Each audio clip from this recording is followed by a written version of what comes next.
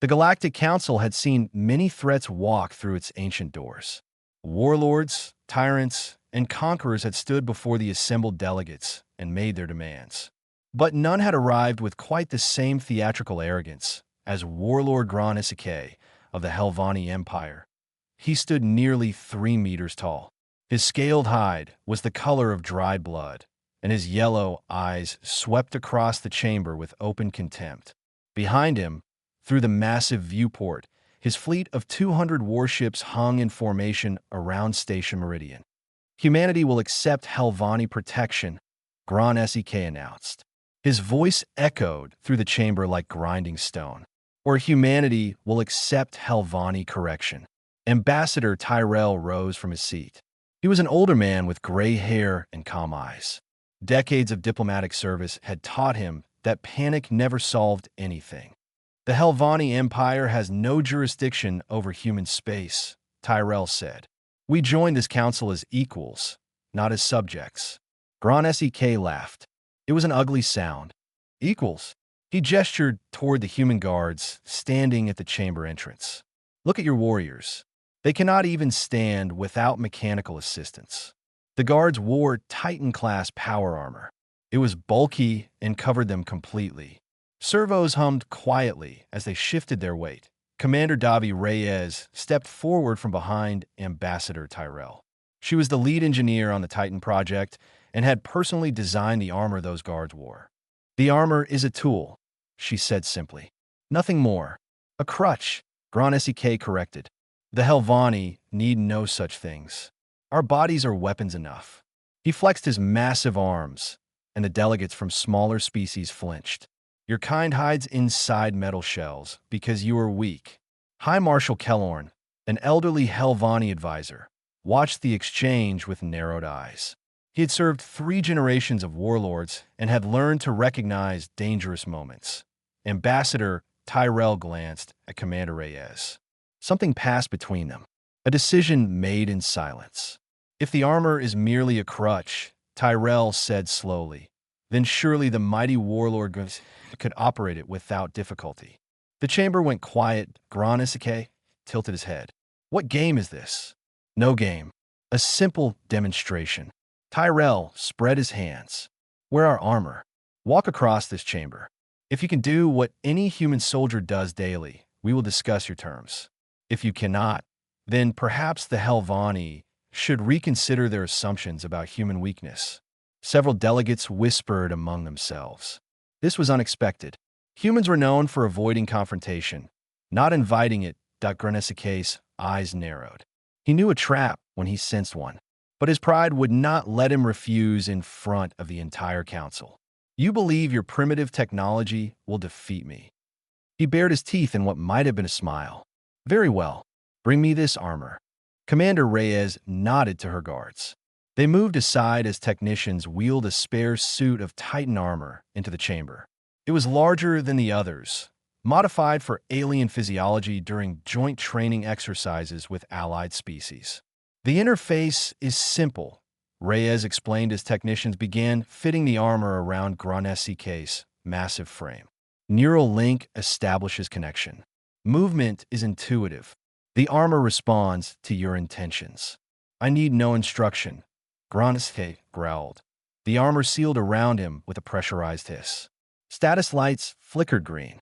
The neural link established connection. Gron Sek stood motionless for a moment, adjusting to the sensation. Then he smiled. This is your great weapon. He lifted one armored arm and examined it. Power readings scrolled across his internal display. I feel nothing but weight. He took a step forward. Then another. He raised his arm in a gesture of triumph, ready to mock the humans for their failed gamble. On the third step, something went wrong. Gron Sek's legs buckled. The mighty warlord, conqueror of 3-star systems, crashed to the ground like a falling tree. The impact shook the chamber floor. Alarms screamed from the armor's medical systems. Red lights flashed. Technicians rushed forward. Get it off him, someone shouted. They worked frantically, releasing seals and pulling away armor plates. Gron Sek lay beneath, barely conscious. His scales had gone pale. His breathing was ragged and shallow. Doctor. Amira said. The human xenobiologist pushed through the crowd with her medical scanner. She ran it over Gronesica's chest, and her face went serious. Cardiovascular distress, she announced. His heart rate spiked beyond safe limits. Another minute in that armor would have killed him. High Marshal Kellorn shoved his way to his warlord's side. His old face was twisted with rage. Sabotage, he snarled at Commander Reyes. You poisoned the armor somehow. This is an act of war. The chamber erupted in chaos. Delegates shouted accusations and demands. Security forces moved to defensive positions. Through it all, Commander Reyes stood perfectly still. When the noise finally died down enough for her voice to carry, she spoke 5 simple words. The armor was not sabotaged. Kellorn stared at her. Then explain this. Reyes looked down at Gronesica, who was being loaded onto a medical stretcher.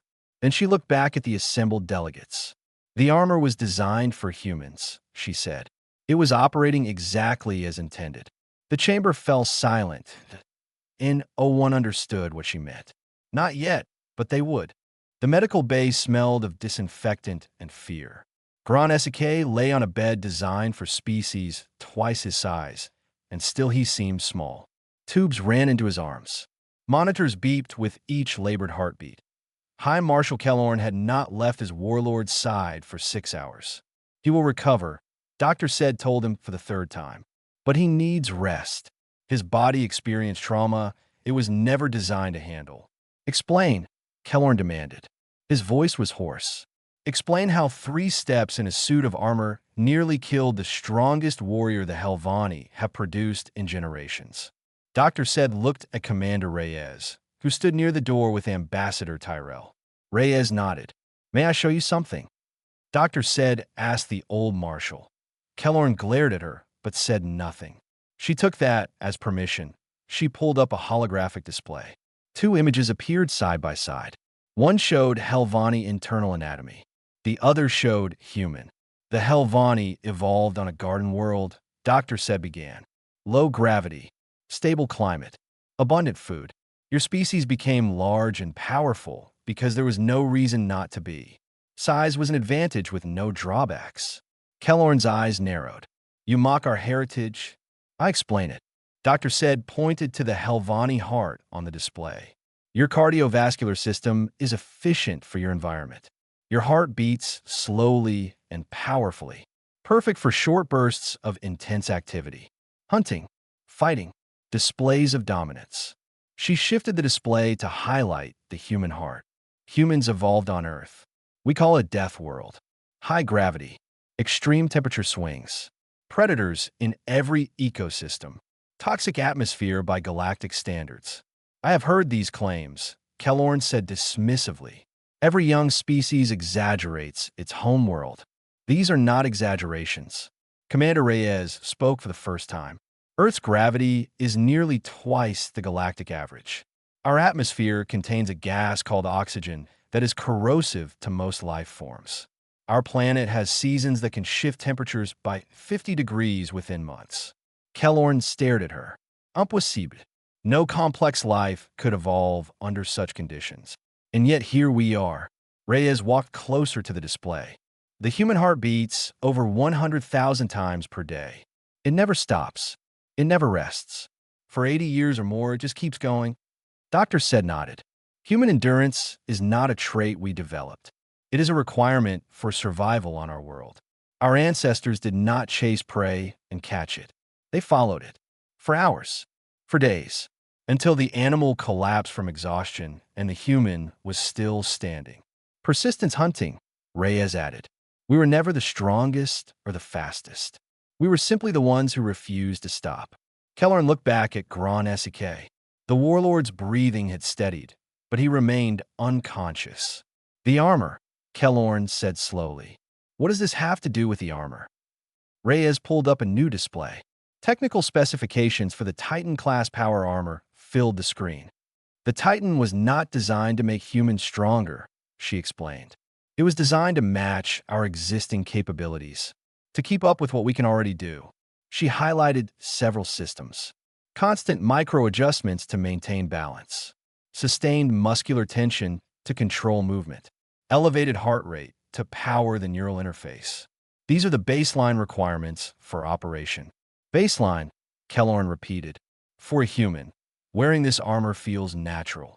Our bodies already operate at this level constantly. We simply put that endurance to use. Reyes paused. For Warlord Granasike, 3 steps in this armor was equivalent to running at full speed for several hours without rest. The medical bay fell silent. Kellorn stared at the technical readouts. His military mind was already calculating implications. If every human soldier could operate this armor as naturally as breathing, then the Helvani had not nearly started a war with a weak species. They had nearly started a war with a species built for endless conflict. How long? Kellorn asked quietly. Can a human operate this armor? Standard deployment is 72 hours, Reyes answered. Continuous operation. No rest. Combat condition. And the maximum. Reyes glanced at Ambassador Tyrell. He nodded slightly. The record is 11 days, she said. During the Proxima incident, a single squad held a defensive position against overwhelming odds until reinforcements arrived. They walked out of their armor and asked for breakfast. Kellorn sat down heavily. He suddenly looked every year of his age. We called you weak, he said. It was not an accusation. It was a realization. We saw your small bodies and your soft skin, and we assumed you were prey. Many species make that mistake, Tyrell said gently. We do not take offense. You should. Kellorn looked at the unconscious warlord. Grand Sake believed he was coming here to accept a surrender. Instead, he learned that humans treat survival as a competition, and they have been winning it for millions of years. A soft groan came from the medical bed. Grand Sake was waking up. His yellow eyes opened slowly. They found Kellorn first, then drifted to the humans standing nearby. How long? He rasped. Was I in the armor? 12 seconds. Doctor said told him, close his eyes again. 12 seconds, he repeated. And I felt like I was dying. You nearly were, Kellorn confirmed. The warlord was silent for a long moment. When he spoke again, his voice was different. Quieter. The arrogance was gone. I need to speak with Commander Reyes, he said. Alone. Kellorn hesitated, then nodded. He gathered the others and led them from the room. The door closed behind them. Dr. Honest looked at the human engineer who had designed the thing that nearly killed him. Tell. Commander Reyes pulled a chair to Granesi Case's bedside and sat down. She did not hurry. She did not show fear. The warlord watched her with eyes that had lost none of their sharpness despite his weakened state. Ask your questions, Reyes said. Your armor, Granesi began. It was not designed to compensate for weakness. No. Then why build it all? If humans are already capable of such endurance, what purpose does the armor serve? Reyes considered the question. Do you know how wolves hunt on Earth? Gransi shook his head slightly. They work in packs. They take turns chasing prey. When one wolf tires, another takes over. The prey never gets to rest. Eventually, it collapses. Reyes leaned back in her chair. Humans learned from wolves. We adopted their strategy. But we improved it. How? We stopped needing the pack. Reyes smiled slightly. A single human can chase prey for days. We sweat to regulate our temperature. We breathe efficiently. We store energy and release it slowly. The animal runs faster, but we walk farther. In the end, we are still walking when the animal cannot take another step. Gran Sek absorbed this. And the armor? The armor lets us do the same thing in combat. Human soldiers can fight for days without rest. The armor protects us from damage while we outlast our enemies. She paused. We do not win battles by being stronger. We win by being the ones still standing when the battle ends. The warlord was quiet for a long moment. His clawed hand gripped the bedsheet. I have conquered 3 star systems, he finally said. I have fought enemies that most species would flee from. I believed I understood strength. You understood one kind of strength. Yes. Gran Sek met her eyes. The kind that wins quickly or loses completely. Your kind does not fight that way. No, we fight until there is nothing left to fight. And then we keep fighting. Reyes stood and walked to the window. Outside, the stars burned cold and distant. There is a human saying, "It is not the size of the dog in the fight. It is the size of the fight in the dog." I do not understand. Reyes turned back to him. It means that the will to continue matters more than physical power. A small creature with unbreakable determination will defeat a large creature that gives up. Grand Sek thought about this.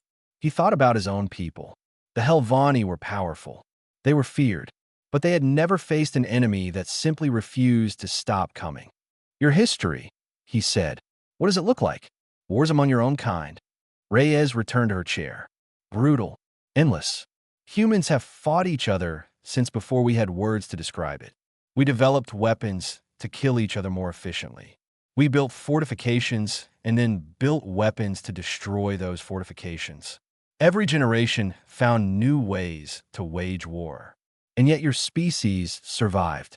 More than survived. We thrived. Reyes shook her head slowly. There's a period in our history called the World Wars. Two massive conflicts that engulfed our entire planet. Millions died. Cities were destroyed. And do you know what humans did after? What? We rebuilt. We had children. We created art and music and literature. Within a generation, our population was larger than before the wars. Reyes looked at Grand Sek directly. That is what humans are. We do not break. We bend. We suffer. And then we stand back up. Grand Sek closed his eyes. I came here to conquer you. Yes, I would have failed, probably, but not immediately. Reyes leaned forward. Your fleet could have destroyed our colonies, killed millions, maybe billions, but you would never have finished it.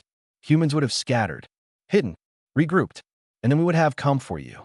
Not in one great battle, in 1,000 small ones, year after year, generation after generation, until the Helvani Empire was dust and humans were still walking. The Warlord opened his eyes. There was something new in them. Not fear, not anger, respect. I felt it, he said quietly. In those 12 seconds, the armor demanded everything I had. It demanded more than I had. And for humans, that is simply normal existence. Yes, your species lives every day at a level of exertion that nearly killed me. We do not notice it, Reyes admitted. For us, it is simply being alive. Our hearts beat, our lungs breathe, our muscles work. We do not think about the effort. It happens automatically. Grand Sek laughed. It was a weak sound, but genuine. I thought humans needed armor because they were fragile, he said. But the armor is not a crutch. It is a cage. It contains your endurance and focuses it into something even more dangerous. That is one way to describe it. The Warlord pushed himself up slightly in the bed. His strength was returning. Commander Reyes, he said formally, I owe you a debt. She raised an eyebrow. For what? For showing me the truth before I made a fatal mistake. Grand Sek met her gaze steadily. The Helvani Empire will not be conquering humanity. That much is now clear. And instead, the Warlord smiled. It was still predatory, but there was something else there now. Instead, I believe we should talk about alternatives. 3 days after his collapse, Grand Sek stood in his private quarters aboard his flagship. He had dismissed his guards. He wanted to be alone with his thoughts. The viewport showed Station Meridian hanging against the stars. Somewhere on that station, humans went about their daily lives. They worked. They laughed. They did things that would exhaust any Helvani within hours. And they did not even notice that a chime announced a visitor. Grand Sek knew who it was before the door opened. High Marshal Kellorn entered slowly. The old warrior looked tired. He had spent the past 3 days reviewing everything they knew about humanity. The information had not been reassuring. You wanted to see me, Kellorn said. I wanted your counsel. Grand Sek did not turn from the viewport. You have served 3 warlords. You have seen empires rise and fall. What do you make of this situation? Kellorn was quiet for a moment. Then he walked to stand beside his warlord. I have been studying human military history, he said. What I found disturbs me. Tell me, during one of their world wars, human soldiers dug tunnels and lived underground for years. They ate poor food. They breathed poison air. They watched their friends die beside them, and they kept fighting. Kellorn shook his head. Any Helvani army would have broken within weeks. The humans held for 4 years. Gron Sek nodded slowly. What else? They have a concept called siege warfare, surrounding an enemy city and waiting for it to surrender. These sieges sometimes lasted years, decades even. Entire generations born and dying while the siege continued. Kellorn turned to face his warlord.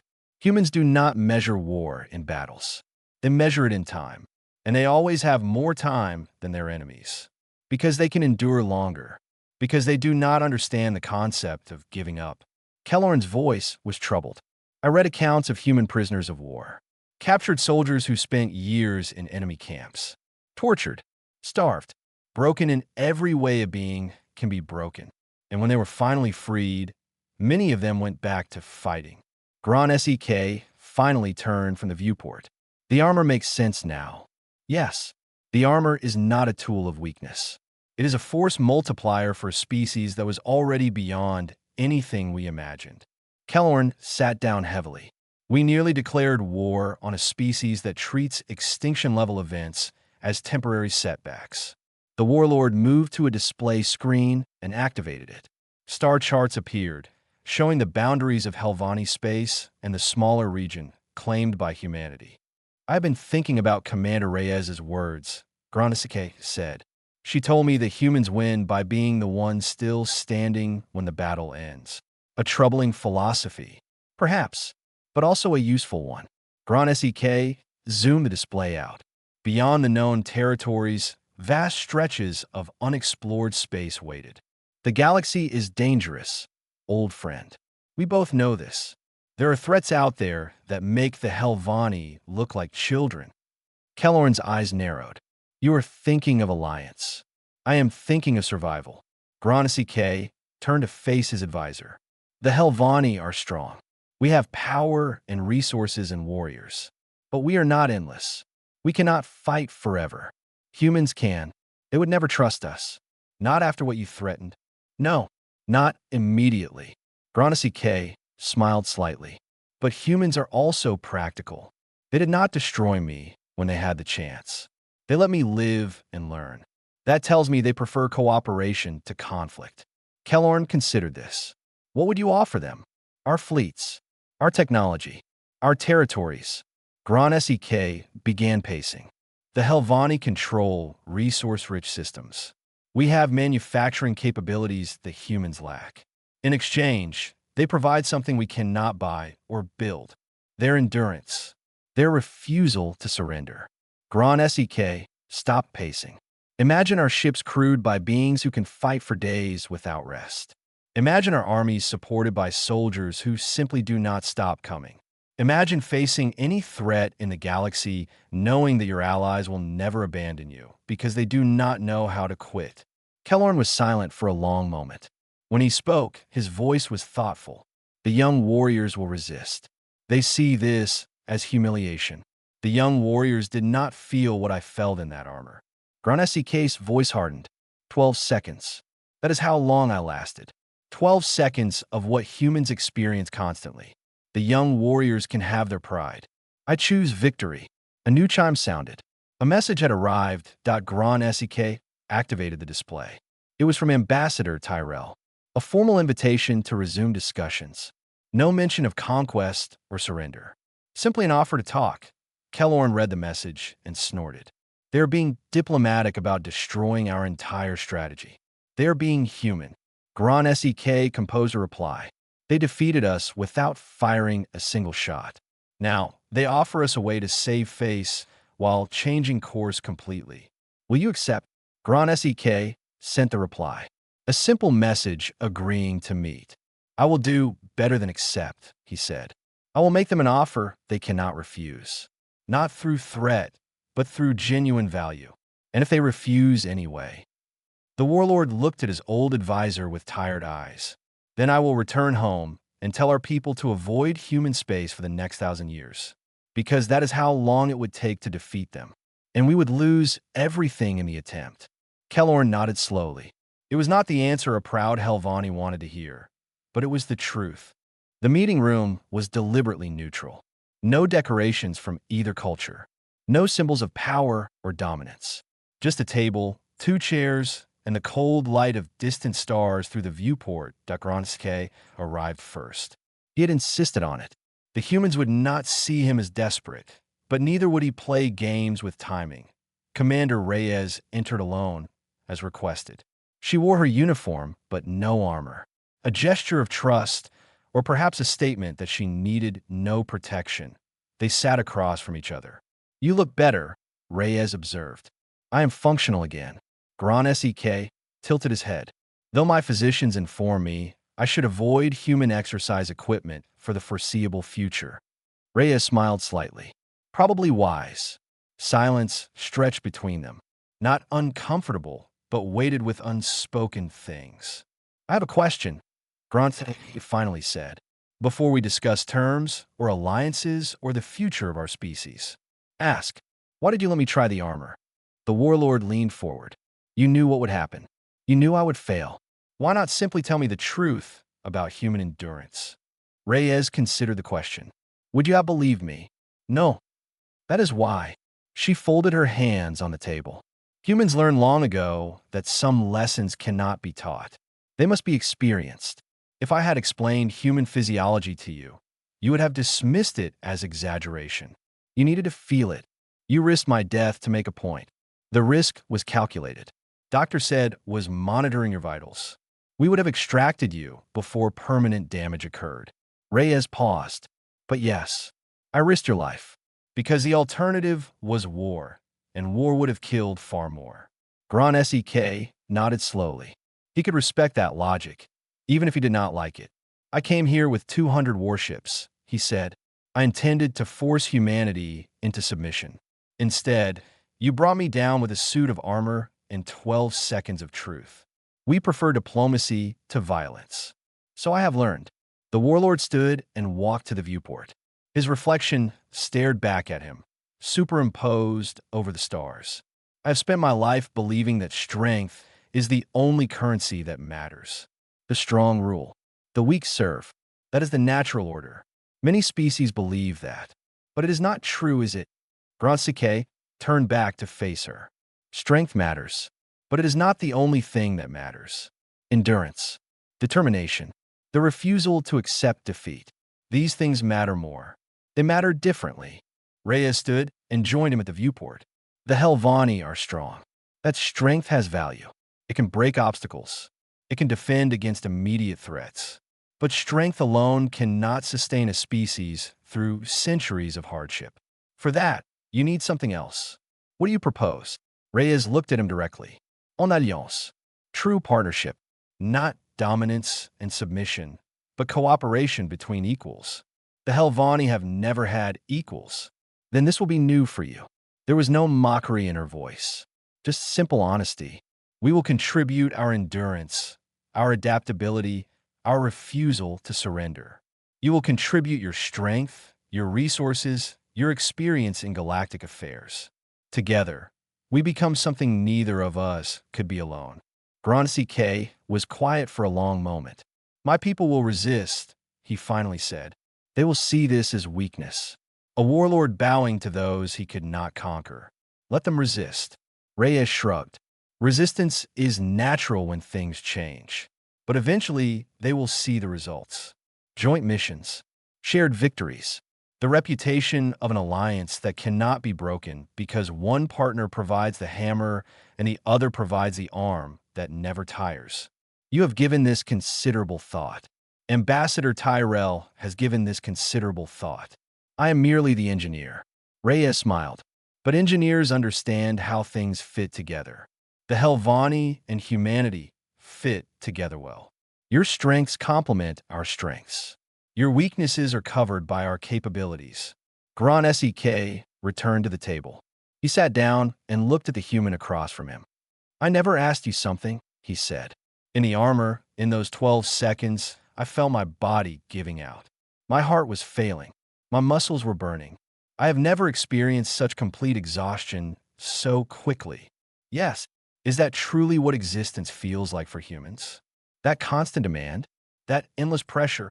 Reyes sat back in her chair. We do not notice it. For us, it is simply normal. But yes, the baseline human experience would be considered extreme endurance by most galactic standards. And you simply live with it. We do not know any other way. Granasike shook his head slowly. I conquered 3 star systems. I defeated enemies who outnumbered me 10 to 1. I have never been afraid of anything in my life. He met her eyes. In those 12 seconds, I was afraid. Not of dying, of understanding, of realizing that I had spent my entire existence believing I was among the strongest beings in the galaxy, and discovering that humans wake up every morning and casually experience what nearly killed me. Reyes said nothing. There was nothing to say. I accept your alliance, Gran Sek said. Not because I have no choice, because I choose it. Because any species that survives what humans survive deserves respect. And because I want that kind of determination standing beside me, not against me. Reyes extended her hand across the table. Granis took it. His grip was stronger. But hers, he suspected, would last longer. 6 months had changed everything. The training facility on neutral world Gamma 7 was alive with activity. Human and Helvani soldiers moved through obstacle courses side by side. The differences between them were obvious. The Helvani were larger, stronger, faster in short bursts. The humans were smaller, softer, seemingly unremarkable. But the courses were designed for endurance, not speed. Gran SK stood on an observation platform overlooking the main track. Beside him, Lieutenant Rosa Mendez watched her mixed squad struggling through the final leg of a 12-hour exercise. The Helvani soldiers were finished. One by one, they had collapsed. Their bodies simply could not maintain the pace any longer. They sat along the track, breathing hard, watching with exhausted eyes. The humans were still moving.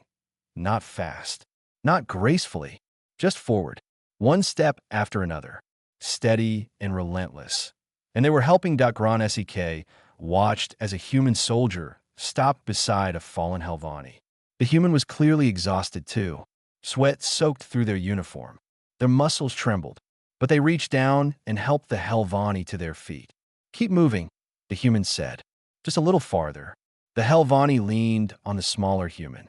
Together, they continued forward. That is not standard training protocol, Gran Sek observed. No, Mendez agreed. It is not. But it is standard human behavior. Explain. Mendez turned to face him. Humans do not leave people behind. It is built into us. When someone falls, we help them up. When someone cannot continue, we carry them. It slows us down, but we do it anyway. That seems tactically unwise. Sometimes it is. Mendez shrugged. But it also means that humans will never abandon their allies.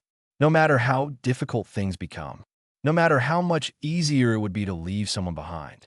We stay together.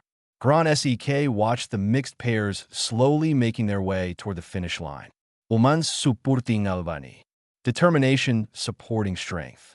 Your species is strange, he said. We have been told this before. An alarm cut through the facility. Red lights flashed. The training exercise stopped immediately. Commander Reyes appeared on the platform seconds later. Her face was serious.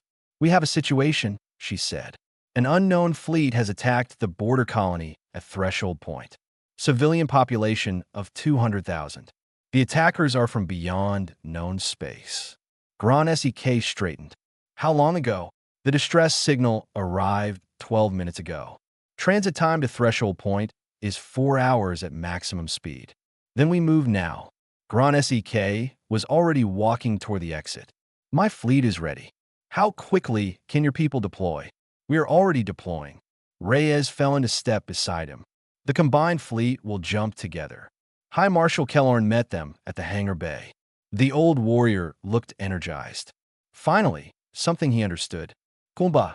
The attackers appear to be a species we have never encountered, Kellorn reported. Preliminary scans show biomechanical technology. Aggressive but disorganized. They are destroying everything they find. Numbers, approximately 60 vessels. Large, but poorly coordinated. Gran Sek nodded. Our combined fleet is larger. We will crush them. Do not be overconfident, Reyes cautioned.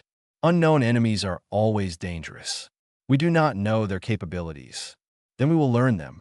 The warlord smiled grimly. And then we will destroy them. The journey to Threshold Point passed in tense silence. On the command deck of the flagship, Gran Esike stood beside Reyes. Around them, both human and Helvani officers worked side by side at their stations. It was strange, Gran Esike realized. 6 months ago, he would have killed any human who dared stand on his bridge. Now he found their presence reassuring. "We are approaching Threshold Point," a navigation officer announced. The viewport filled with chaos. The enemy fleet was savaging the colony. Fires burned across the planet's surface. Debris from destroyed ships drifted in orbit. The attackers moved in erratic patterns, smashing everything they encountered. "They fight like animals," Kellorn observed. "No strategy, just destruction. Then we give them something they cannot destroy." Gran Sek opened a channel to the entire fleet. "All ships engage at will. Helvani vessels will strike hard and fast. Human vessels will maintain pressure and prevent retreat. We end this today." The battle was brutal but brief. The Helvani ships struck like hammers. They hit hard and withdrew, battering the enemy formation. The attackers tried to rally, tried to escape, tried to regroup. The human ships would not let them. Wherever the enemy tried to run, human vessels were already there, waiting, patient, relentless. They did not hit as hard as the Helvani, but they never stopped coming. Every time the enemy thought they had broken free, humans appeared from another direction. Within 2 hours, it was over. The enemy fleet was scattered wreckage.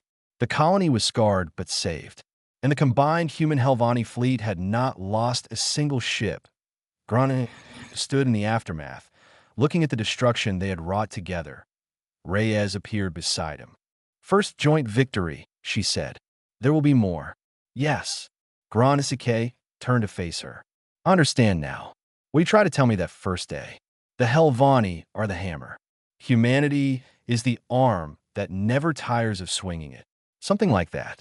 The warlord looked back at the viewport. Human and Helvani ships drifted together among the debris. Different, but united.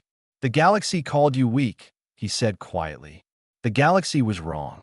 And anyone who threatens this alliance will learn that lesson the same way I did." Reyes smiled, hopefully with less collapsing. That, Gran Sek said, was a one-time experience. He was already planning the next campaign, the next victory, the next demonstration of what happened when strength and endurance fought together. The galaxy would learn. Humans never stopped. And now, neither would their allies.